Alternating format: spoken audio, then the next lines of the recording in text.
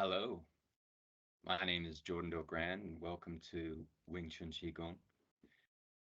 This presentation is a continuation of another video, which if I'm smart enough, I'll paste it above my head right here. If it doesn't pop up, I can ensure to put it in at the end of the video. Um, so if you haven't seen that, feel free to check it out. Potentially, they don't have to really go in any order, so you can listen to this and then pop on over and see where that came from. Now, the reason I wish to create this one is this information is something I discovered through my own practice. So sometimes, depending on fate or karma, you are given different types of information. Sometimes you're giving the ontological or the ontology or framework or philosophy of something. And then sometimes you're just given the technique. And if you're very lucky, you're given both. So for myself, the Sifu at the time, Sifu Greg Choi, he taught me this technique. And it wasn't until much later that I discovered the philosophy or ontology behind it, which would have been very helpful, and hence why I'm giving this video. But one of the good things that did eventuate is that through this practice, it naturally unfolded within me, and I discovered these things. But when I was discovering them, um, since I had left Sifu Greg and was on my own with different practices and different techniques and different things unfolding, and also different teachers, uh, I didn't really have anyone to ask, well, do I let go of this and move over to here, or what am I supposed to do? Which one is more important? Um, and what I found is that the information is freely available for everybody, and it's contained within Patanjali's Yoga Sutras. Um, and so there is a section in there where after Patanjali does the introduction, and then he points directly to Samadhi as the path, contemplation, Samadhi is the path to realization. And he dissects that of the practices that you need to do, conditional practices.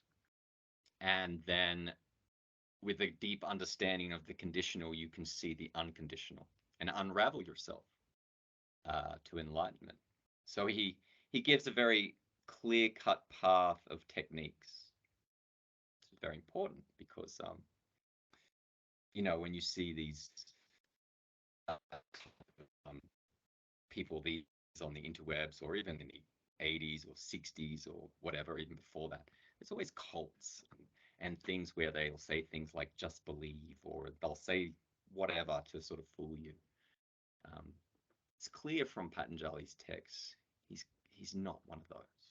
Um, and it's just a belief, but it's my belief that he is an enlightened sage and has left behind something of immense worth. Again, it's also reflected that I didn't know about these teachings and they unraveled within me. And then I read his teachings and went, that's how it works. And so we're going to talk about that today. Now, that is to talk about the mantra. There was syllables provided to me when I went through the Wing Chun Qigong syllabus with Master Greg. And as I explained in the last video, I found that these syllables are actually within Tibetan yoga, Tantra, as well as Indian yoga. And so what we find in this section of Patanjali, after he discusses the Samahati technique is he sort of switches and says, well, there's also this direct path, and you surrender to Ishvara, or God, doesn't matter what you wish to call it, or the supreme unconditioned consciousness. And I guess if you look at any of the Eastern arts, and also in the Bible and so forth, you will note that there is always a teaching or a final teaching of surrendering. Just so you know, it's probably something you should do immediately as a first teaching, if you know what it means to surrender. And so he then gives a name for God, and the name for God is Om. Okay. But if you study that syllable, it's actually made up of 3 syllables. Okay. And so there is a type of practice with the Sil Nun Tao that is much like this, where you're using these sound vibrations. Now, in Indian yoga, you would call this, we in the West would say, you just say mantra, right? But the mantra is just the syllables. But if you repeat those syllables, it's called japa. Yes. And so what I used to do with my practice, or part of the practice, is have those syllables and then repeat them. And there's different breath work that occurs with that. There are thousands of varieties of this, just so if you haven't come across this before. But so the technique I was provided is one type of variety with this. Now, what did assist me is I have done extensive reading and research over a course of more than a decade. It probably started around 2007, 2008. And there was an Indian text I read on mantra where they say, in a sense, in a paraphrase, the beginner and the least powerful is a verbal mantra. The next, say, powerful type is a mental mantra. And in a sense, the most powerful is no mantra. So whoever wrote that is paraphrasing from Patanjali, because Patanjali has the word of God as Om, and then provides this as a 3-syllable mantra that you can repeat, which is called japa. And what this does is it changes the vibration of your body and mind.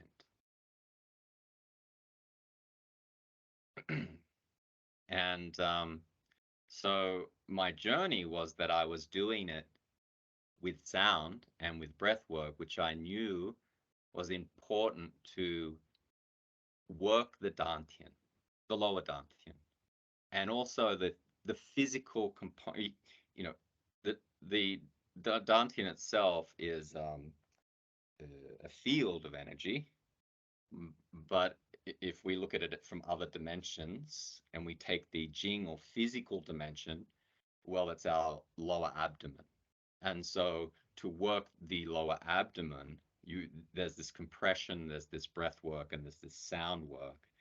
Of course, there's the mentality or the meditation concentration that goes with it, and it produces a vibration, which is an energy, which is qi, qi gong, energy work or accomplishment. Okay, so the question I had is, well, should I go silent? Should I just do it mentally?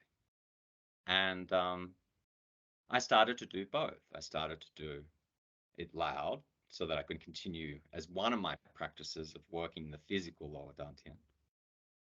And then I would go silent to what you could call Raja yoga, where you go into mind. in a sense, mind only. My focus is more on mind. So I'm watching the sound of my thought.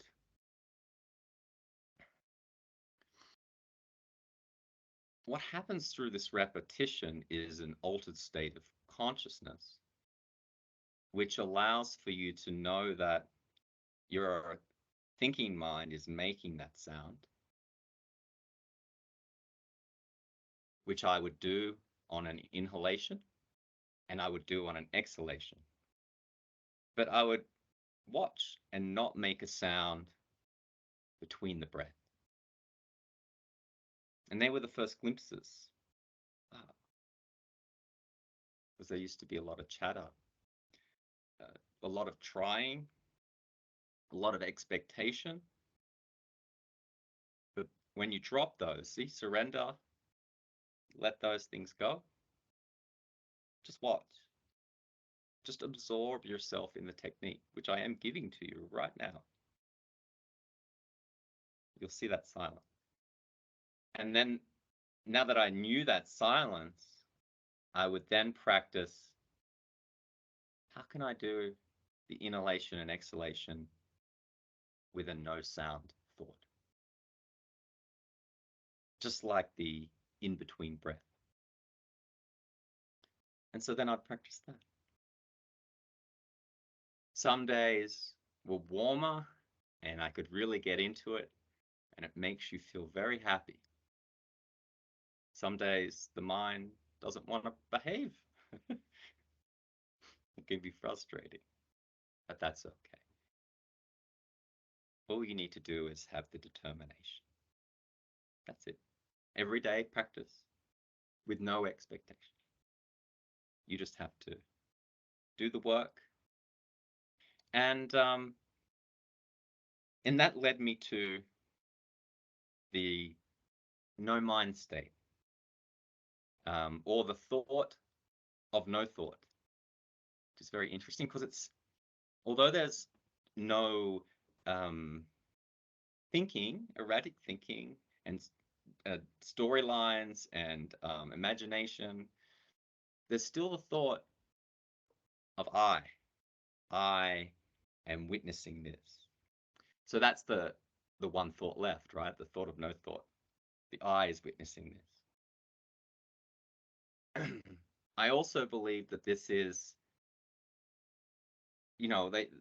Zen is very pragmatic and direct, and it's called Silnen Dao, or my teacher used to say the little idea. So my interpretation of that at present is that little idea is the single thought of the I thought looking out. Open awareness.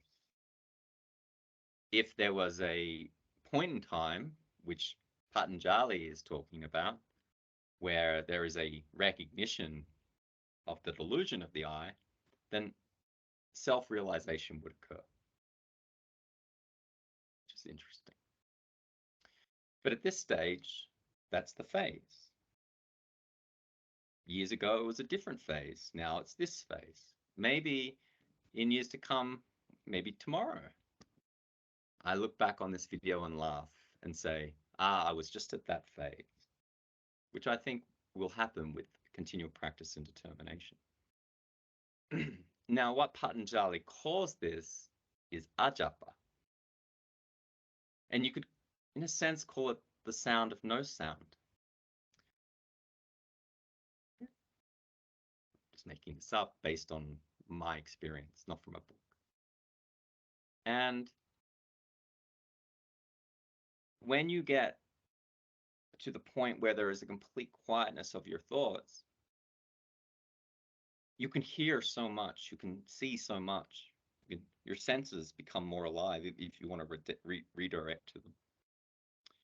And so if you're been practicing on listening to your voice, do the japa, and then you quiet that and you listen to your mind, do the japa. See, I say listen, right? But when I listen with my mind, am I using my ears? What's listening if it's inside my mind? But if the thought dies down, but I can still apply the listening. What does it hear? And there are different sounds that you will hear within. And as I say in my internal teachings online, it's not tinnitus. It's not, oh, you've been listening to loud sounds, so now you've got a constant ringing in your ear. It's not that, because the pitch itself will change. It will change based on your own vibrational frequency. And they call that, obviously I'm not Indian, but they call that pranava, that sound. And you can do a lot of work with that, and that's called Nada Yoga.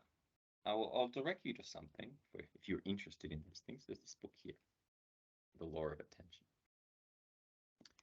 He's very strict, this master, Edward Slim Michael, who's passed away. But he is a master of these techniques. And so when he describes it, you let your ego go and say, well, that's the level it needs to get to. That's the type of concentration. That's the type of attention required. Do I have it? I don't have it. Well, practice. Get to it every day, a little bit of practice. And that's a great book for allowing you to have, very difficult to learn meditation from a book. Let's be very clear. Even these talks is far better because you can see me. It'd be far better if we're in person talking to one another. And it's even better if we're in physical proximity. Over time, where you can ask questions back, right? So the worst is the book. Well, worse than that is you don't know. And so the pranava is called that because it's the sound of prana. It's the sound of your life force energy, your chi. And that was the path that opened up to me in discovering that I can stand in Yiji Kim Yang Ma, quiet the mind, and there is not only a feeling of the chi, I can also hear the chi.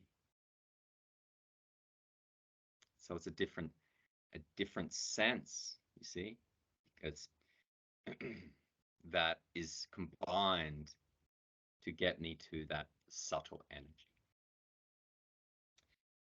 This to me is the point of the technique to take you there. And with repetitive practice, it has done that for me. And because it has, hence why I've decided to release these videos, because it's not about what I read in a book. It's not just about what my teacher taught me. It's all those, and it's also about that I did it and then came to this understanding of it, and then also came to an understanding of the path of least resistance to get you there the fastest without wasting time. So this is just a sample of that in this video. And I really hope for those who are practicing their Silnam Dao with whatever school, that this video provides a different perspective for you on the depth of your practice.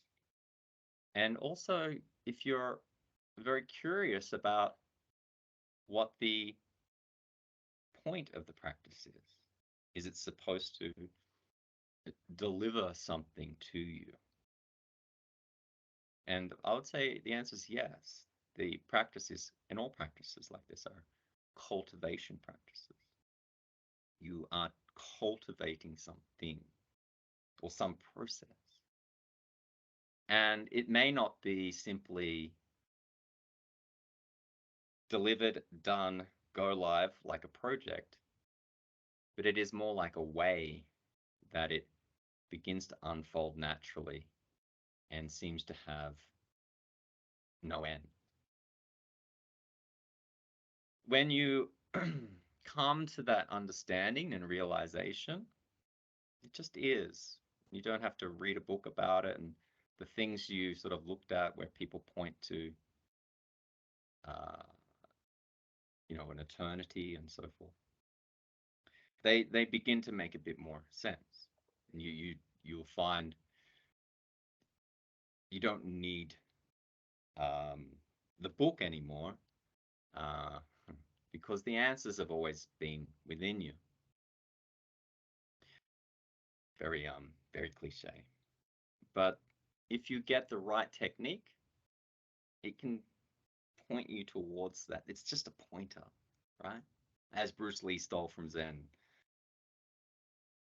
who took it from Buddha, like a finger pointing to the moon. Your technique is just the finger. Don't get caught up on it, just as I did, thinking about the sounds, but then going deeper to thoughts, and then even going deeper still, so that I could see Japa is pointing to Ajapa. And look at me, nothing special about me. Man who's married with children, running my own business, holding down a job, but love to practice every day and can accomplish that thing. And I'm not saying it's a big thing, not that. That you don't have to change your current living and go to the mountain and cast aside your children. You have to deal with all of that and set aside time for this practice with no excuse. I think that's not to take anything away from the great work that people do when they go to the mountains and do those things. But I would say that that's even more challenging, because you're going to learn to face everything without trying to escape, which is a possibility for people who are escaping rather than simply acknowledging and have no fear and do it because they know the practice and just wish to go deeper. And it's that distinction between you can be, off by a couple of centimeters here, but down the track, you're off by 10,000 miles. Well, everybody, enjoy your practice, and I'll continue to try and release these weekly videos with more information. Thanks again, and if you liked it, please like or subscribe. Bye now.